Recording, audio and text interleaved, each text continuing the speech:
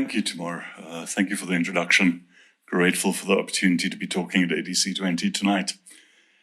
So, sure, okay, about me. My name's Antoine. I'm a musician and a self-taught engineer. About 5 years ago, my kids were hitting their late teens. And, some people would buy a sports car at that point, but I got myself a juice subscription and a nice oscilloscope instead, which was the beginning of my company, Flow DSP. We've done a lot of R&D towards building hybrid analog-digital music hardware.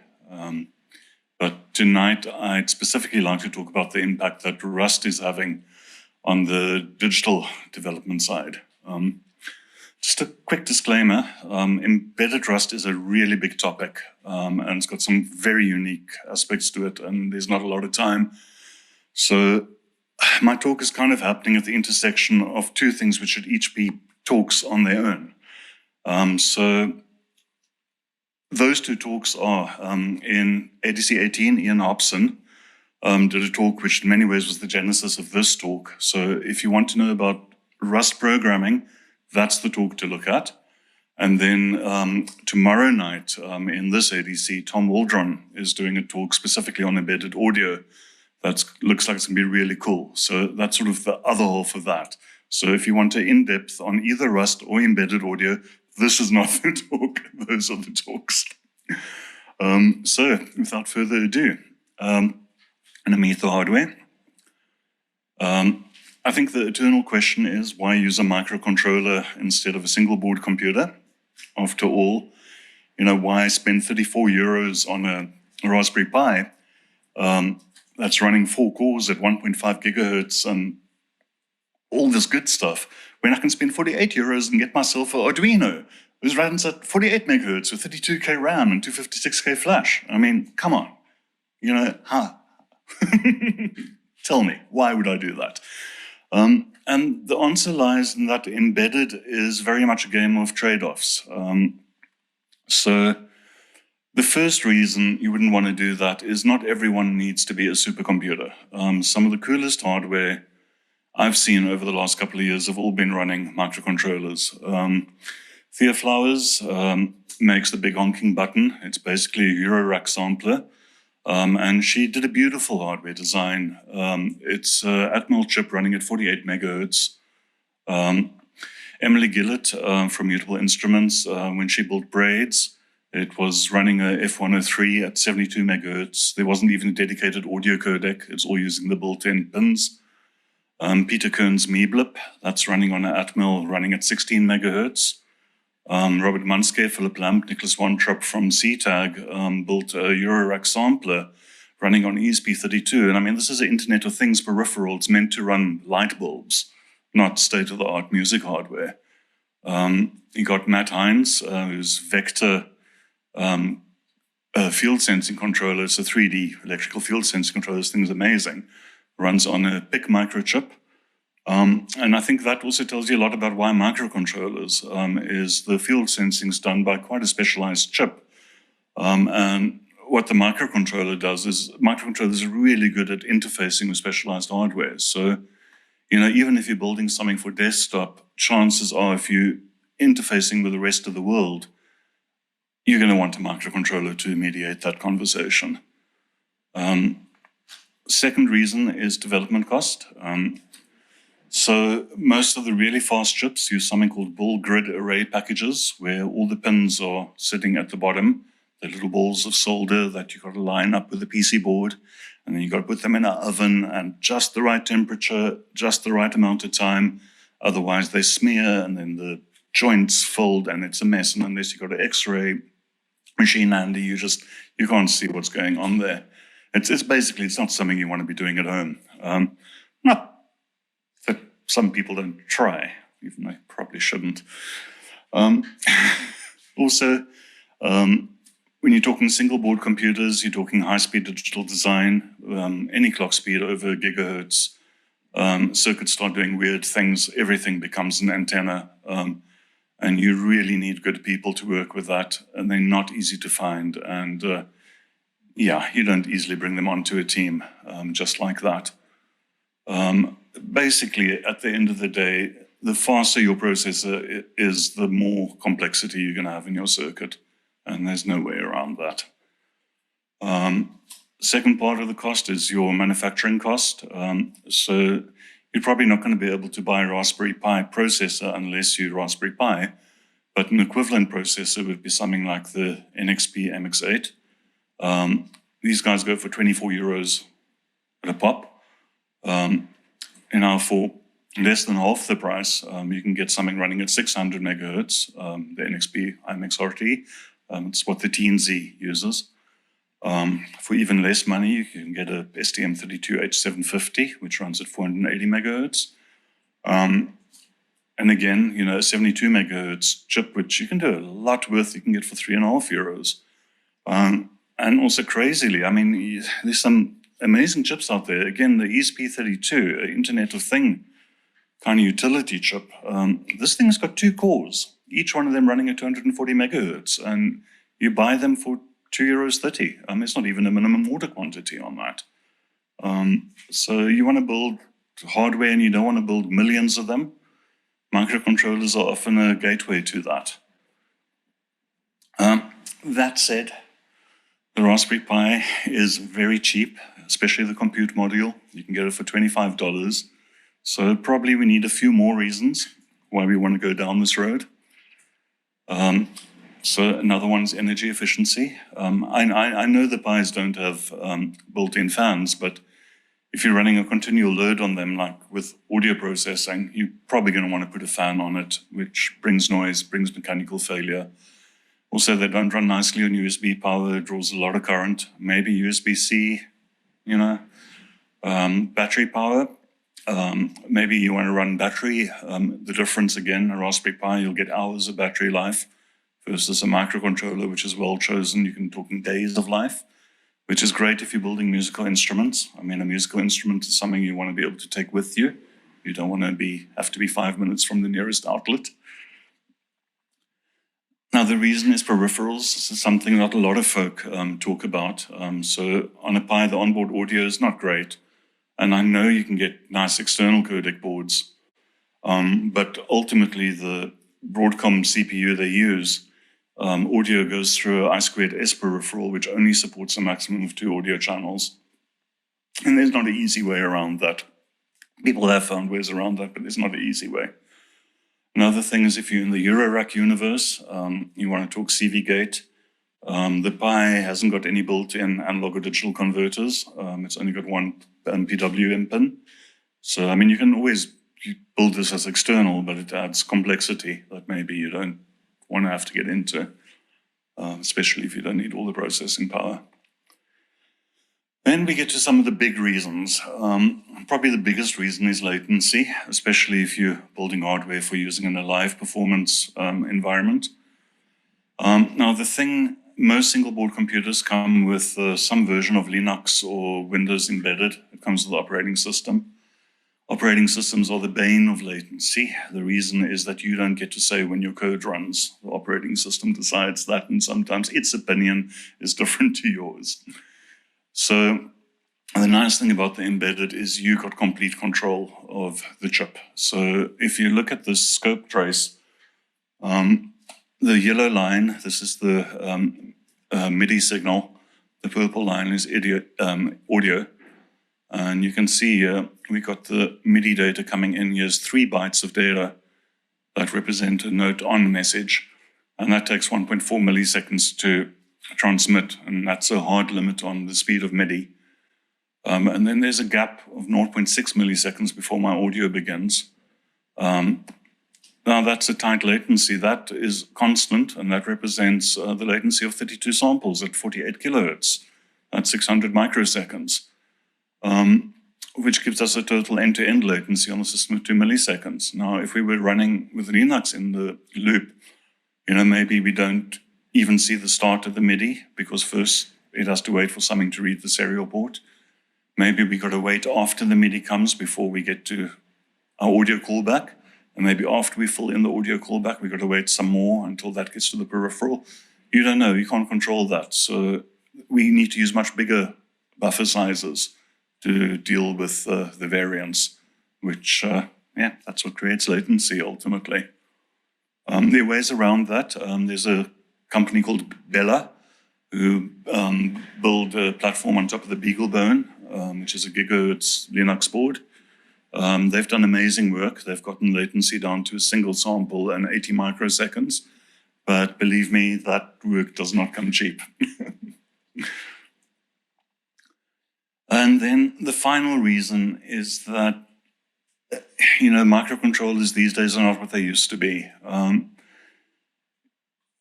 We've got two boards here. This is the Teensy. It runs at 600 megahertz. It's tiny.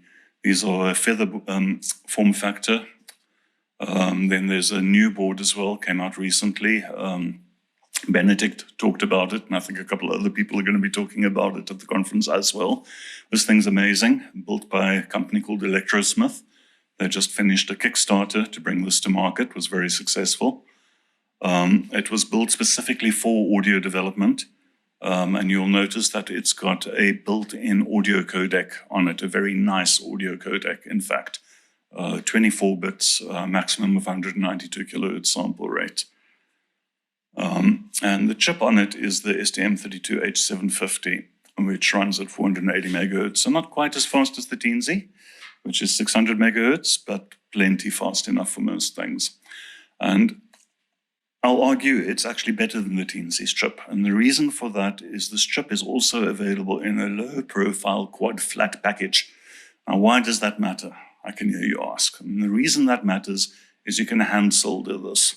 You can build a custom board at home without a big budget, which means custom board development is in the reach of smaller companies like mine. And you don't have a situation where you've got to figure out how to jam a development kit with a weird form factor into whatever you're building. So meet Daisy. Beautiful machine. It's got 64 meg of RAM on board as well.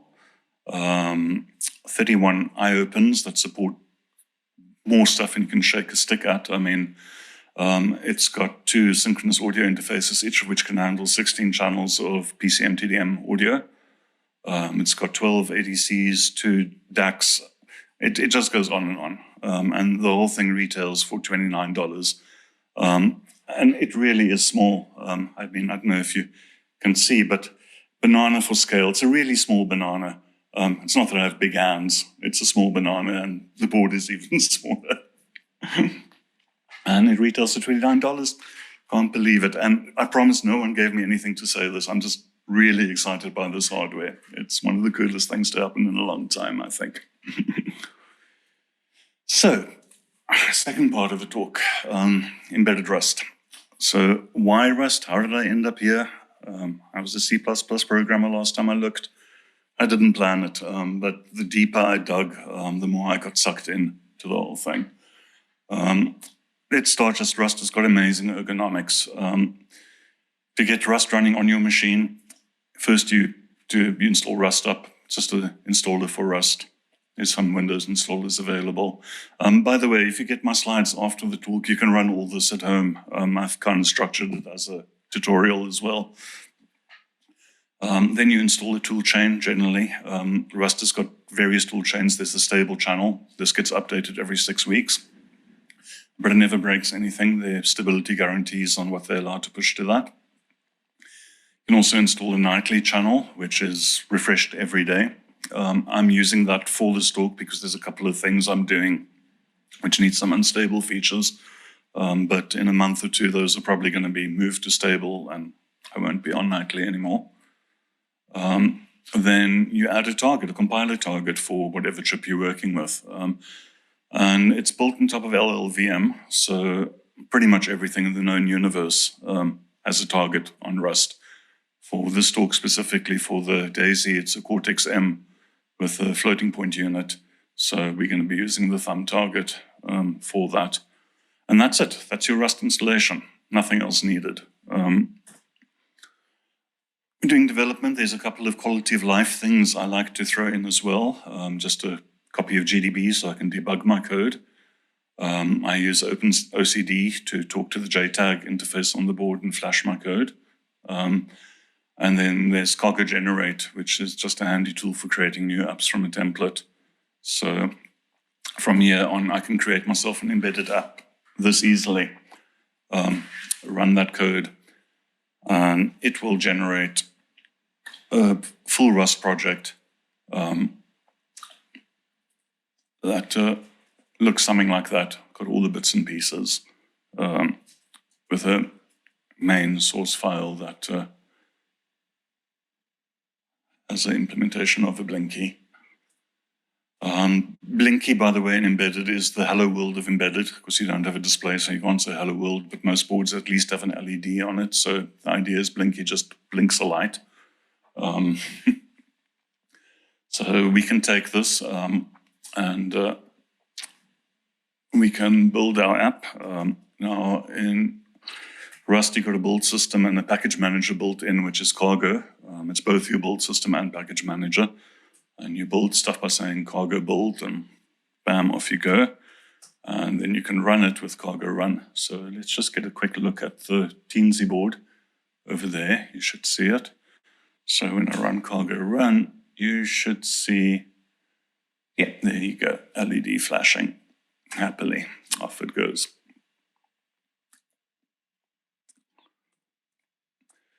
So what lies underneath it? That's kind of quite simple code that we start with there. I should probably just very quickly walk through it. So a couple of attributes, bring in a couple of crates. I'm going to be talking about those when we move forward. With your main entry point, you're just from the board, you're getting a handle to the LED on the board. You're using the board's clock speed to time a second. Then you switch the LED on. You go to sleep for 1 second, switch it off, go to sleep for 1 second. So it's as simple as it can get. And next thing is, what lies underneath that. So bare metal programming. Dan Ingalls once said that an operating system is a collection of things that don't fit into a language. He thought there shouldn't be one at all. There should just be a programming language. I think in many ways, Rust is probably the closest I've come to that in my career. To that ideal. It's a bit fun. So in a bare metal environment, you've got no operating system, you've got no device drivers, you've got no application programming interfaces. It's just you and your hardware design. Instead of operating system, instead of device drivers, you've got peripheral registers you're talking to. And instead of APIs, maybe if you're lucky, the chip or the board you're using comes with a hardware abstraction layer by the manufacturer. Otherwise, you've got to build one in-house. Or if you really hate yourself, you can use the system view description files, which usually ship with the chipset to auto-generate yourself hell, which, by the way, is what Rust does. But it only needs to happen once, and I'll show you why later. But so what does this all mean? So in terms of the hardware design, it means you're dealing directly with the processor. You're going to have a data sheet. It's going to tell you what's inside the die. What does everything do? What's the layout of the chip? What peripherals are available? You're dealing with a schematic. By the way, the DAISY is open hardware. The schematics are freely available. This is the schematic for the DAISY C chip.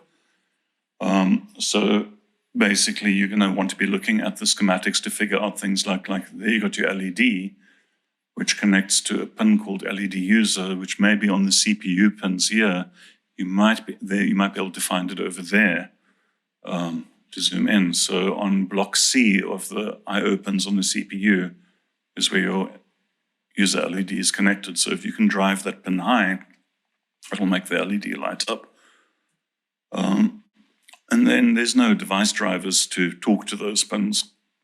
You're talking directly to the peripheral registers. So registers are basically big banks of electrical switches which control the electricity flow. So in this case, we want to turn the switch that will let the electricity flow through the chip into the LED. Now, with modern processors, the way those big bank of switches work is they normally map to memory.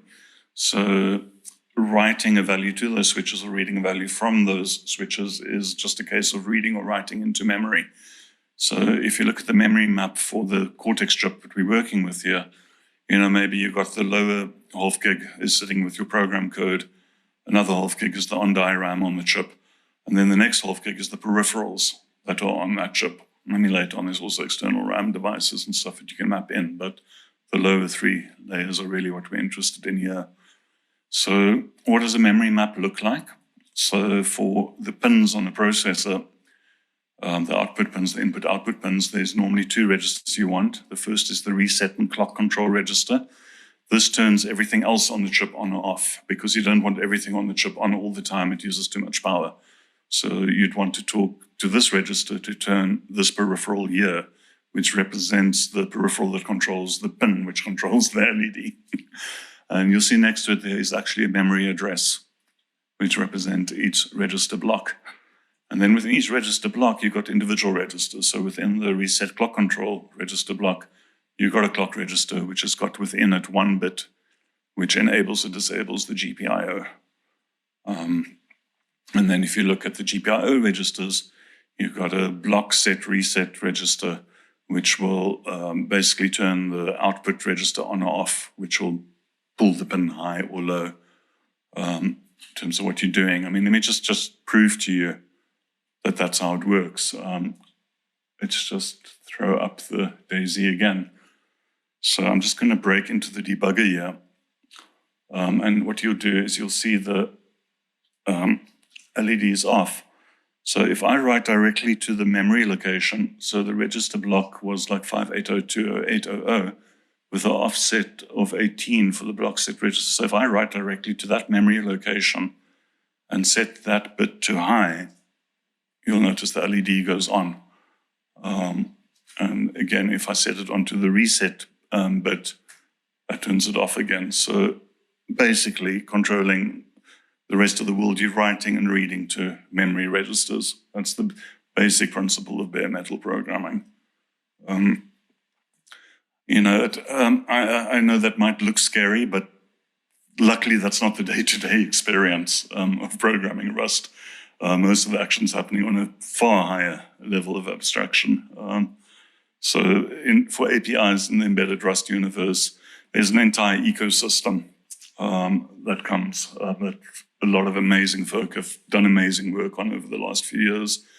So there's a bunch of, for pretty much every architecture you're dealing with, whether it's a chip from SD, analog devices, NXP, weird architectures like Extensor or AVR, there's sort of a base set of crates that come with each chip. So for the DAISY, which has the STM32 chips, so this is the CPU. It's got an ARM Cortex in the die there, and then a set of peripherals that's unique to the 750.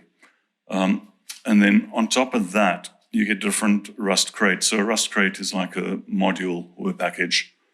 So you get the Cortex crates, there's 2 of them. There's a minimal runtime, which just initializes the chip and sets the interrupt vectors. You've got a Cortex M, which has got some basic low-level stuff, assembler, intrinsics, and so on. And that's common across any ARM Cortex, no matter who makes it, it'll run on that. Then for each specific chip, we've got something called a peripheral access crate, which has got wrappers around the registers representing each of the peripherals on that chip. And then on top of these 2, we got on a higher level, we got the place where you're probably going to be spending. That's the lowest level in practical terms you'll ever go, unless you're doing crazy stuff. And that's the hardware abstraction layer. It's quite a high level access, very easy to work with. That is derived from the embedded hell crate. Embedded hell is across all processors, all platforms. It defines a set of interfaces which is common across hardware. It makes it really easy to port embedded Rust software between architectures. Not going to dig too deep into that, but that's there, just saying.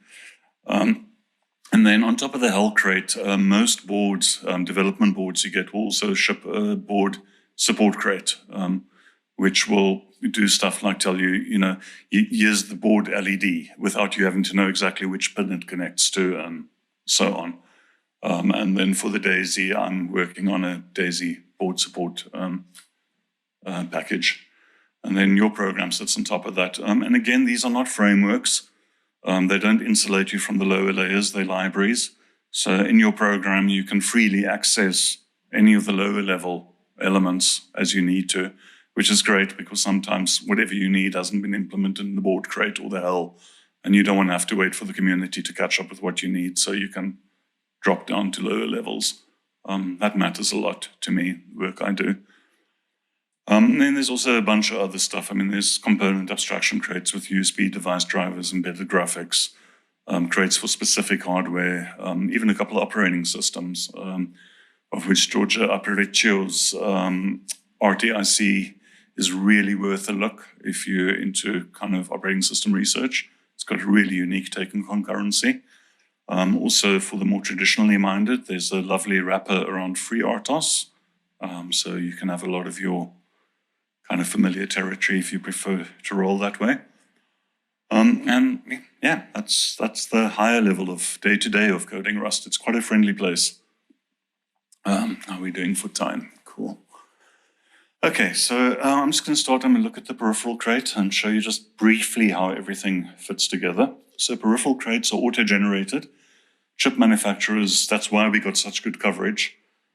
Chip manufacturers tend to produce these files called system view description files, big blobs of XML that follow hierarchical structure from sort of defining the device to the peripherals in the device to the properties of those peripherals all the way. And these files are enormous, megabytes worth. But there's a tool called SVD to Rust, which will generate these very nice, very type-safe interfaces to the registers. And given that a lot of problems in embedded development is when you write the wrong value to the wrong place in memory, this solves that problem. It protects you against that direct memory access that you so often doing in an embedded environment, and does it in a very neat way. So you end up writing code like this. So our original Blinky code, you kind of access the RCC register to enable the GPIC peripheral. You then configure the LED pin as the output, particularly a push-pull output. And then in your main loop, you got the output data register, and you just directly write that pin to high or to low, and sleep in between. Happiness. You can write all your code on the register level like this. I've done some projects where that's as high as I went. Sometimes if you're working with sort of exotic stuff, that's just the easiest way to go without worrying about higher level abstractions. Or if you're working with completely new hardware, it's got no hell for it. It's not a bad place to work. That said, it may be type safe, but there's some things it can't protect you against. One of them being is like peripherals have logic of themselves which is separate from the value. So you can write state into a peripheral which doesn't make any sense for the peripheral. So maybe you configured this output here as a push-pull, and then you want to enable the internal pull-up resistor on the peripheral. But push-pull outputs don't have internal pull-up resistors, only open-drained outputs do. So you can say nonsensical stuff, it makes no sense. So that's kind of part of the problem that the Hells wanted to address, which brings us to type state programming, where the idea is you use the language's type system to enforce kind of what the hardware can and cannot do. So a lot of stuff we normally either try to keep it in our heads, pray we don't make a mistake, or write big comments that says, do not touch. You know, there's sometimes a better way to do it and encode it in the language type system. So if we look again at Blinky on the Hell level, one of the first things you're going to notice is that you can't even configure the pin before you've set the board's power and clock into a known state. It requires a core clock distribution and reset object to do that configuration. And the only way you can get this object is by first going through the power configuration and the clock configuration for the board to put it into a known state. And it goes on from there. So we're going to have a little bit look at this configuration in the next bit.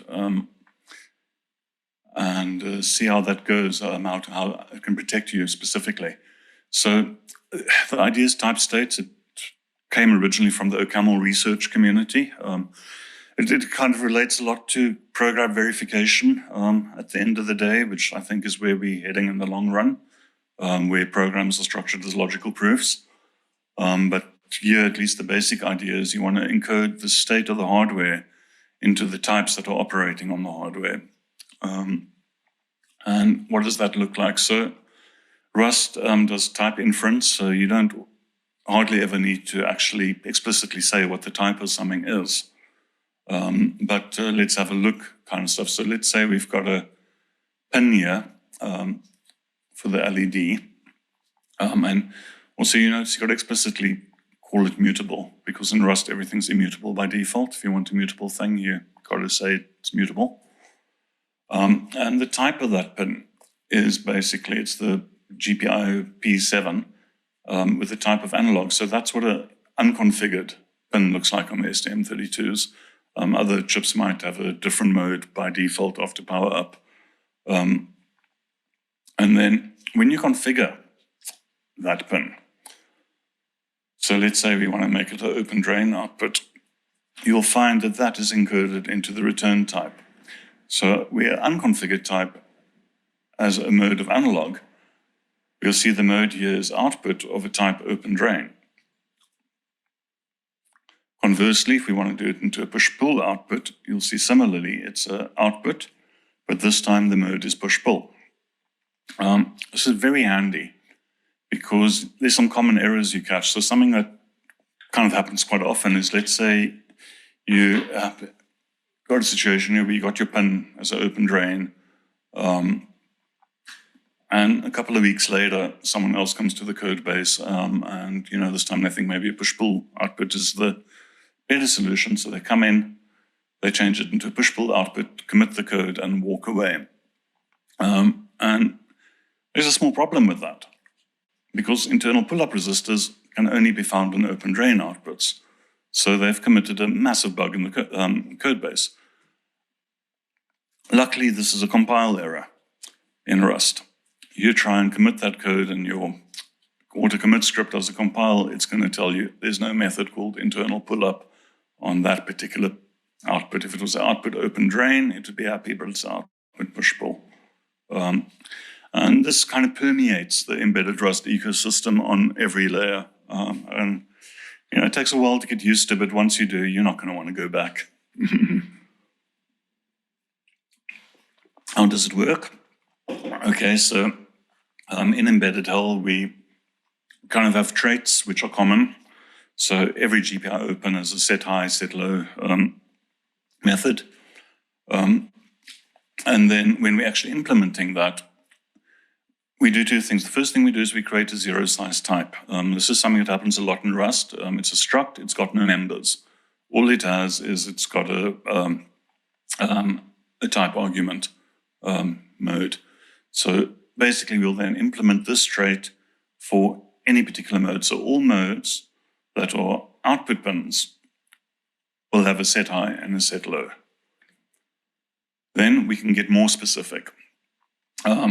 When we are actually configuring the pins, we're implementing it on PC7 for the mode, and we can do it into a push-pull output, or open drain, or even an input. And you'll see that the types returned by each one is a zero-size type.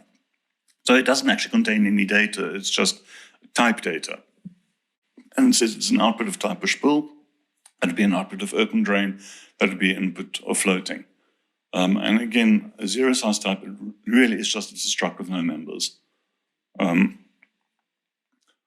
So when we drill down to the operations available on each mode, so for all modes, we will have a set speed, but only on open drain will we have the internal pull-up. And you kind of got these layers happening for the allowable states for the hardware. And the best part is none of this has any runtime cost.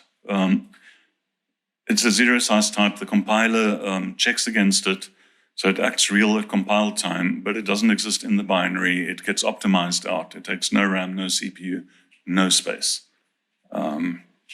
something for nothing, a whole lot of something for nothing. So that, I think, finally brings us to real-time audio, which is what the talk is for. So, what does all of this stuff look like in the context of audio? Let's just quickly look at what an audio system looks like. So audio on embedded is largely a game of moving this thing from that thing to the other thing. So you've got your CPU, you're pushing data to and forward from RAM, and then from your RAM, the DMA controller is maybe copying it to the synchronous audio interface, and this is all happening on the chip. In fact, at this point, let's just pull up that so you can see what the boundaries are. So that's the CPU over here. Maybe you're pulling some data from main RAM onto the CPU, and you're copying that to internal RAM, which the DMA controller is then pushing over interface to the actual audio codec over here. And the audio codec then takes it through the TDM, decodes it through DAC, and gives you the audio output. And I mean, this portion here is largely hardware driven. You don't have to look at it that much from your code side once it's going. The data stream coming across this, though, is kind of quite time sensitive. If you were to look at it in a logic analyzer, what you would see is there's a bit clock where for every sample, every bit of every sample, you've got a clock running. And then you've got a frame clock where each one of these frames represents one sample. And then you encode the actual numeric data for each sample down the bottom. And being time sensitive, this is why you bring in the DMA controller, is basically you offload the job of copying it from the RAM to the audio interface to the DMA, because it can run on its own schedule without taking up any CPU time or you having to worry about the timing of it. And just once in a while, it fires an interrupt telling you, look, I need more data to pass to the audio system. Which then, when you're coding it up in Rust, it almost looks familiar. We got a couple of oscillators. We got our audio interface. When we start the audio interface, we pass it a callback. It gives you a sample rate and an audio buffer. We calculate the frequency for the oscillators, set it, and then we just iterate for every frame in the block. We assign for the left and right channels, we step the oscillator. I mean, anyone who's done any JUICE programming knows this is an audio callback. This is kind of what it looks like. And I mean, this is also there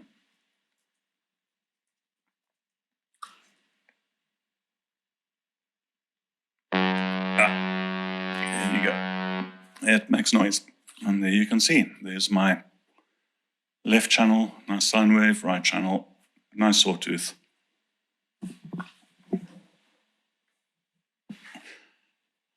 So, kind of almost on familiar territory over here. So, it doesn't have to hurt that much. I know it's been quite alien up till now, but I know once you got the low level stuff out of the way, it's quite a friendly environment for audio coding.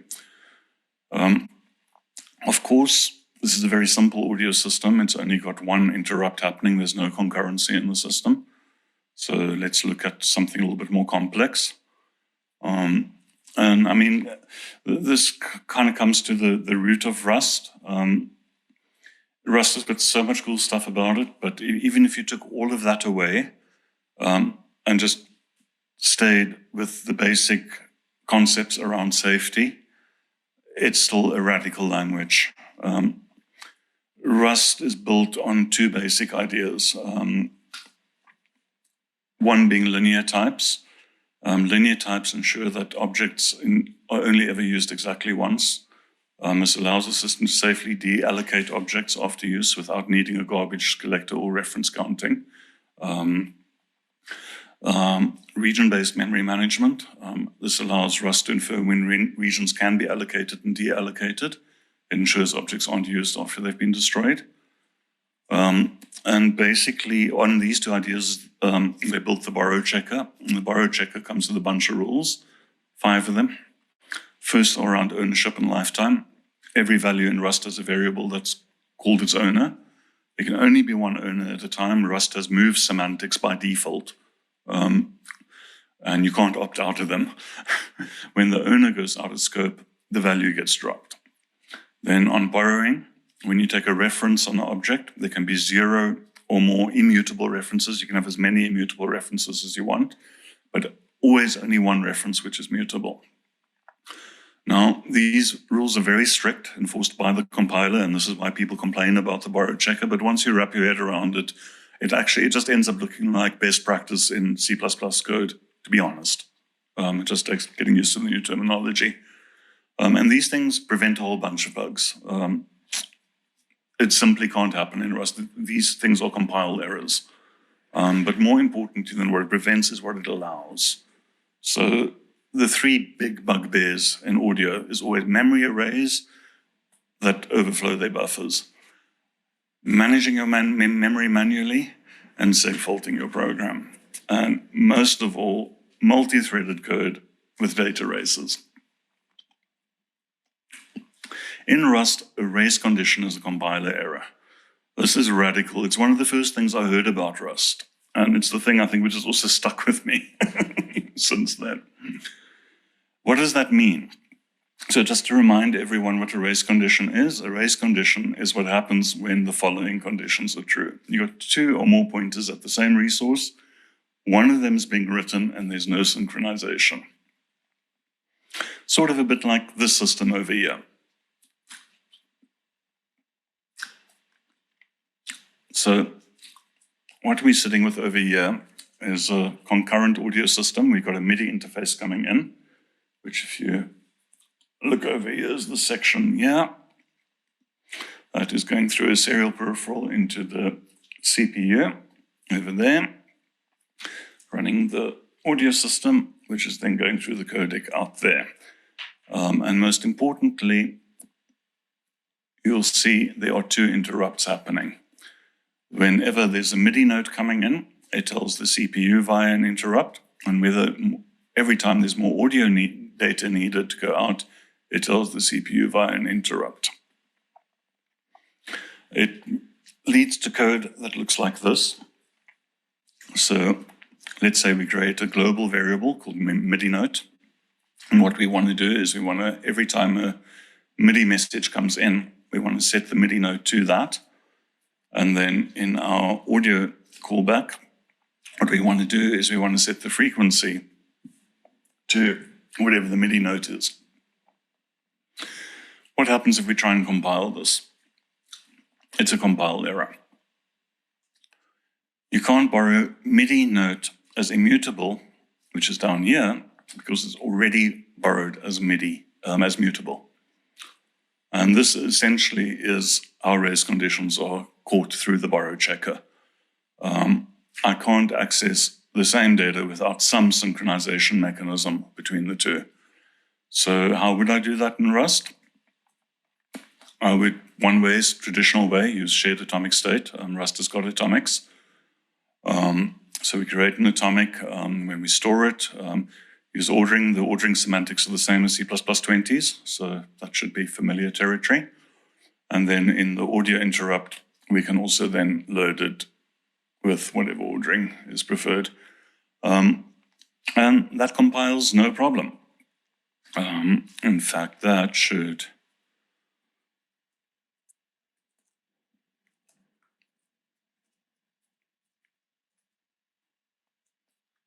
something like that. Cool. Now when I put my MIDI notes through, it's changing.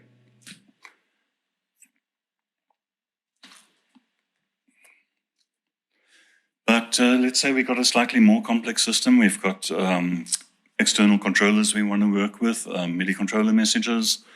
We might want to, at this point, again, it's not a radical solution. We can use a lock-free queue. This is a pattern that's well known. Except, of course, now you could run into the same problem again. You've got a queue, and you want to enqueue a message in the one interrupt and then dequeue it in the other interrupt. And again, the borrow checker is going to catch you because you can't access the same object, which brings to a very standard Rust pattern, which is that objects that are meant for concurrent use are implemented in a split way, which helps you to keep it separate so that you're not kind of writing one endpoint from a place you shouldn't be writing it. So you can split your queue into a producer and a consumer. And then in the MIDI callback, you can enqueue the MIDI messages. And then in your audio callback, you can then dequeue them using the consumer side of the queue, which creates very neat code. So that kind of gives us a final solution, which, even if I say so myself, I think is very juice-like. You've got your controller stuff coming in, you've got a queue, enqueuing your messages, and your audio callback, you're reading them out and sending them to your synth or something. So that would give us something that, can actually make real noise if we wanted to let it.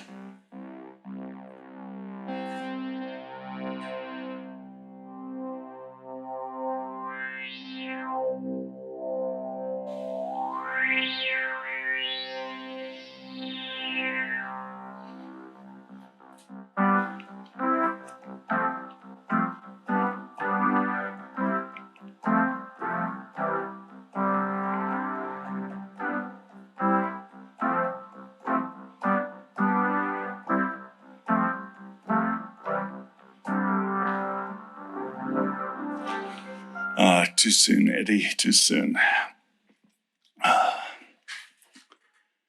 And just want to also say as an afterthought, Rust is a hell of a portable. I've got the same code that I've been using in the talk this evening. I've been using it on stuff for the browser. I've got command line apps, VST plugins, GUI apps for the desktop running on Windows, Linux, Mac. On embedded, I'm running this code on extensor platforms, ARM, single board computers. I've got it running on Raspberry Pi, on IMX8. I've even got some of this running on an FPGA platform on the built-in ARM cores. It links easily with C, C++ both ways, links easily with JavaScript. It's for the first time in my career, I'm working in a language that can target literally everything that I'm working with without having to download multi-gigabyte IDEs. It's heaven. I don't think I could easily go back. And that's mostly it. I'm going to be making the slides available online. There's some resources in the slides about if you want to get started down this road. Slides will probably be up by tomorrow. I think that's me. Well, thank you very much, Antoine, for this really deep and interesting talk. Definitely learned quite a lot of stuff there. So we don't have that much time left, but I think we do have time for a couple of questions. So we have two questions, which are actually the same question. So Paul Chana is asking, can you tell us more about the debugging setup you're running, hardware/software? And George Contreras is asking, can you cover the Rust embedded debugging workflow? Cool. Okay, it's kind of quite simple.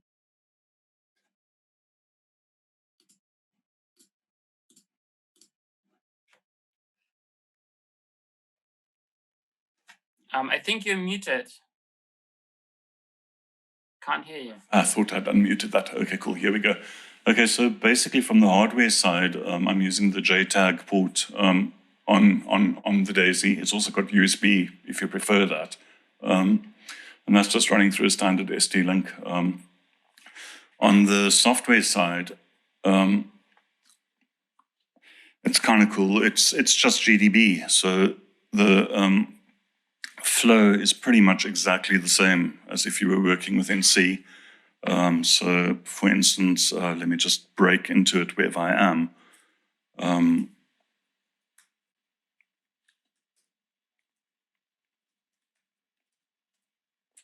Cool.